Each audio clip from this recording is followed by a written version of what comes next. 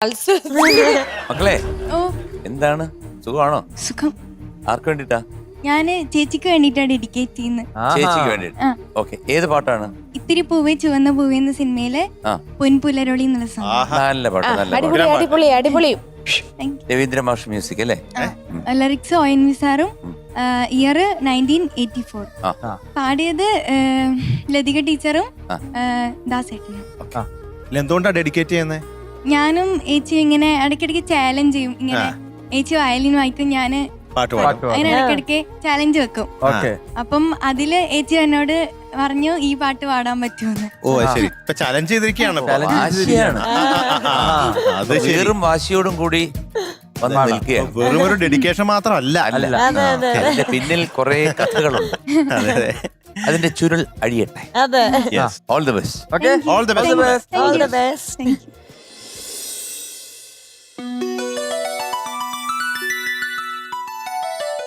സഗമ ഗമ പമ പനി പനി സഗ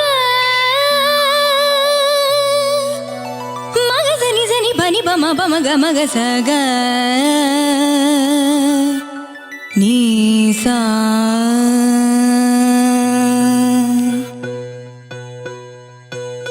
പുൻപുലരൊളി പൂവിതറിയ കാളിന്തിയാടുന്ന വൃന്ദാവനം കണ്ടു. കാതരമിഴി നീ കാണാ കാർക്കുയിലൊന്നുണ്ടല്ലോ പാടിടുന്നു ദൂരെ. പൊൻപുലരൊളി പൂവിതറിയ കാളിന്തിയാടുന്ന വൃന്ദാവനം കണ്ടു. കാതരമിഴി നീ കാണാ കാർക്കുയിലൊന്നുണ്ടല്ലോ പാടിടുന്നു ദൂരെ. പൊൻപുലരൊളി പൂവിതറിയ കാളിന്തിയാടുന്ന വൃന്ദാവനം കണ്ടു.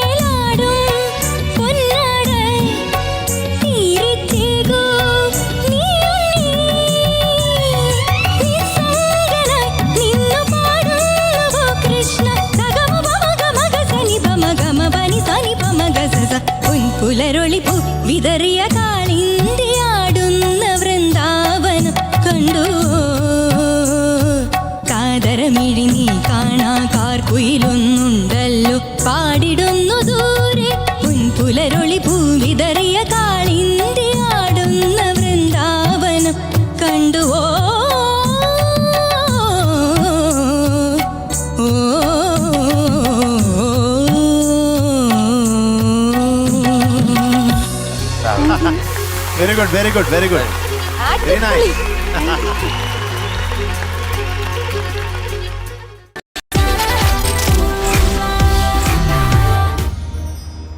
കാതരമിഴി നീ കാണാ കാർക്കുയിലൊന്നുണ്ടല്ലോ പാടിടുന്നു ദൂരെ പുൻപുലരൊളി ഭൂവിതറിയ കാളിന്തി ആടുന്ന വൃന്ദാവനം കണ്ടുവോ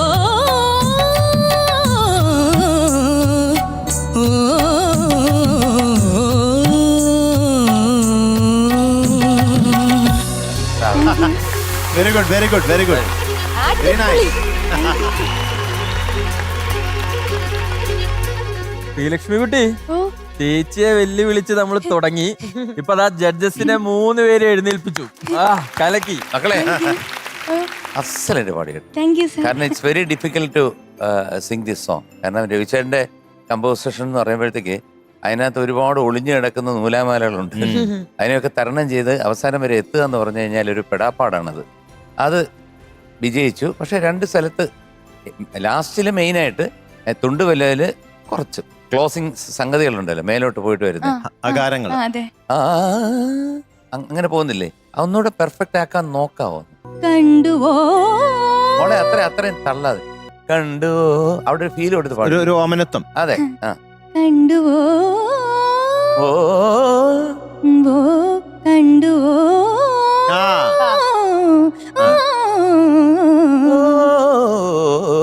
ആ അവിടെ മൂക്ക് വരുത്തണ്ട. ഓ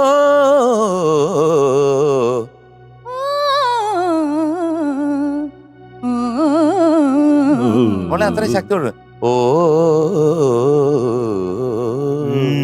അതാണ് അത്ര ഉള്ളൂ. അതെ. അത്രയും മതി. അത്രയും അവിടെ എന്ന് പറഞ്ഞു കഴിഞ്ഞാൽ കിട്ടത്തുമില്ല. കേൾക്കുമ്പോഴും ഒരു തള്ളു വരുന്നു. അത് മാത്രമാണ് ഒരു ചെറിയ പ്രശ്നം. പക്ഷെ ബാക്കിയുള്ള പാട്ടുകൾ എന്ന് പറയുമ്പോഴത്തേക്ക് ഒരുപാട് നോട്ട്സ് വേരിയേഷൻസ് ഉള്ളതൊക്കെ മോള് പുഷ്പം പോലെ പാടി. Very good. അത് മനസ്സിലായില്ല. ഇതുപോലത്തെ സംഗതിയിൽ പാടുമ്പോൾ ഒരുപാട് പ്രഷർ കൊടുക്കരുത്, എന്നാൽ സോഫ്റ്റ് ആക്കരുത്. അതിന്റെ ഒരു മീഡിയം ലെവലിൽ പാടിക്കഴിഞ്ഞാൽ കൃത്യമായിട്ട് എത്തും. ഓക്കെ. I love you. നമ്മളാ പറഞ്ഞു വന്ന കമന്റിൽ ലാസ്റ്റ് ഐ ലവ് യു പ്രതീക്ഷിച്ചില്ല. ഞെട്ടിപ്പോയി.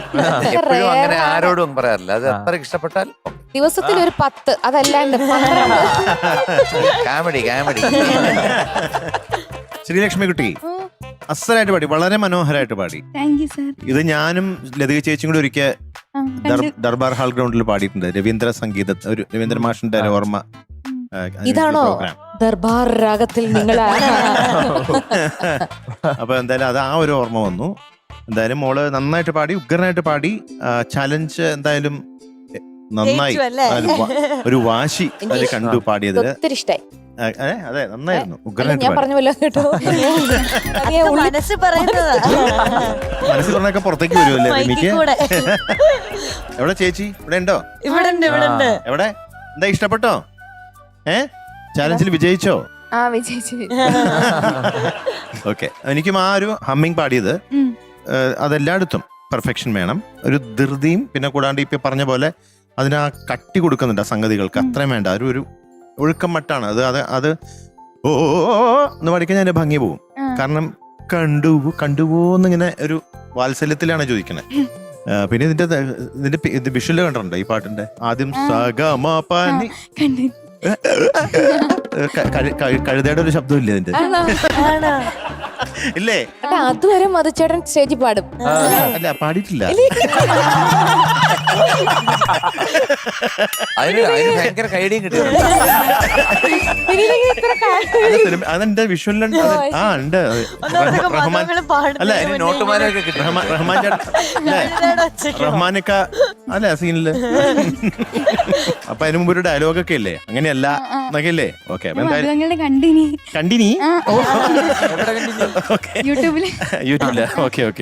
അപ്പൊ എന്തായാലും നന്നായിരുന്നു, അസലായിട്ട് പാടി. ഈ ചാലഞ്ചിൽ വിജയിച്ചിരിക്കുന്നു. All the best. Thank you. മോളെ പനിരി, സോറി ഞാനെല്ലാം സ്വരങ്ങൾ കൂട്ടിയിരിക്കുകയാണ് ഇപ്പോൾ വിളിക്കുന്നത്. സരിക, ഓ മപനി, ഓ ധനിസ. എന്താ പറ്റി റിമിക്ക്? എന്റെ ആ കഴുതയുടെ ശബ്ദം കേട്ടതിന് ശേഷമാണോ? കഴുതയായി പാടിയാലും അതിലും ഒരു സംഗീതം. അതെങ്ങനെയാ വെച്ചിട്ട് ഇത്ര റിയൽ ആയിട്ട് കഴുത അത്ര മോശമല്ല. കഴുതനെ കുറ്റപ്പെടുത്തരുതേ. അതെ. ബൈബിളിൽ ദൈവം കഴുതനെ എപ്പോഴാണ് ഉപയോഗിച്ചേക്കുന്നത് അറിയോ? ഈശോ കഴുതപ്പുറത്താണ് വന്നിരിക്കുന്നത് ഓശാന പെരുന്നാളിന്റെ അന്ന്. അതെ. വേറെ എന്തെല്ലാം മൃഗങ്ങൾ ഉണ്ടായിരുന്നു. കാരണം ഏറ്റവും കൂടുതൽ അധിക്ഷേപം ഏറ്റുവാങ്ങിക്കൊണ്ടിരുന്ന കഴുതയെ നമ്മൾ ഇതുപോലെ താഴ്ത്തി കെട്ടിരുന്ന സമയത്ത് ആ കഴുതപ്പുറത്ത് വേണ്ടി വന്നു ഈശോയ്ക്ക് വരാൻ. അതുകൊണ്ട് പ്ലീസ് ഡോണ്ട് മോളെ കലക്കി ഒന്നും പറയല്ല. ഈ പാട്ട് കേട്ടിട്ട് കുറെ നാളായി. എല്ലാവർക്കും ഒത്തിരി ഇഷ്ടമുള്ള പാട്ട്. എനിക്ക് പേടിയായിരുന്നു, കാരണം ഇങ്ങനെ ഒരു ചലഞ്ചിങ് ഗ്രൗണ്ട് ആയിട്ടൊക്കെ എടുത്ത് മോളെ ഇത് ശരിക്കും പാടാൻ പറ്റും. പക്ഷെ എനിക്കൊരു വിശ്വാസം ഉണ്ടായിരുന്നു. ഒത്തിരി സന്തോഷമായി ചേച്ചിക്ക്. God bless you. All the best. സൂപ്പറായി പാടി. Okay. So, today we are giving you 99 out of 100. ആടി ഒരു ഇത്തിരി പൂക്കുറ്റി. അപ്പൊ ഒരു ചലഞ്ച് ഉണ്ടെന്ന് പറഞ്ഞു അതെ. ചേച്ചിയായിട്ട്. വയലിൽ ഏത് പാട്ടാ വായിക്കുന്നത് ചേച്ചി? ഒന്ന് തുമ്പി വാ എന്നുള്ള സോങ്, പിന്നെ നീ മധുപകരും. അപ്പൊ നമുക്കതൊന്ന് കേൾക്കാം. കേൾക്കാം.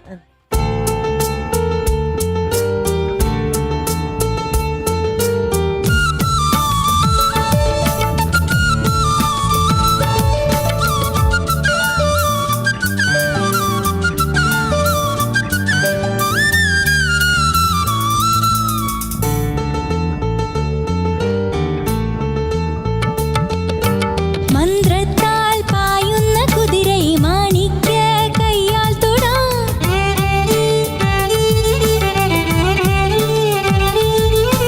ഗന്ധർവൻ പാടുന്ന മധുരക മന്ദാരം പൂവിട്ട കനവിൽ.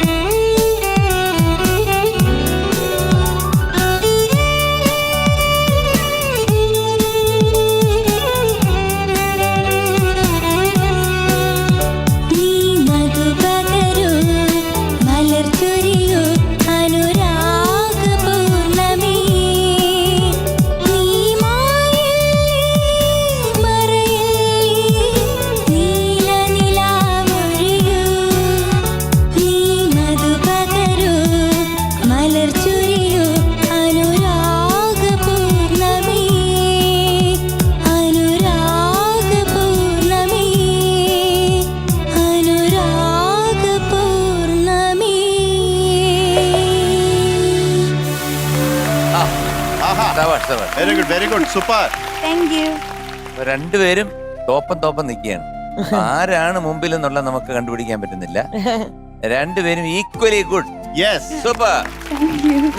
ഒരു അമ്മ പറ്റ മക്കളാന്ന് അപ്പൊ അടുത്ത റൗണ്ടിൽ കാണാം ഏതാ? പുൻപുലരൊളി പൂവിതറിയ കാളിന്തിയാടുന്ന വൃന്ദാവനം കണ്ട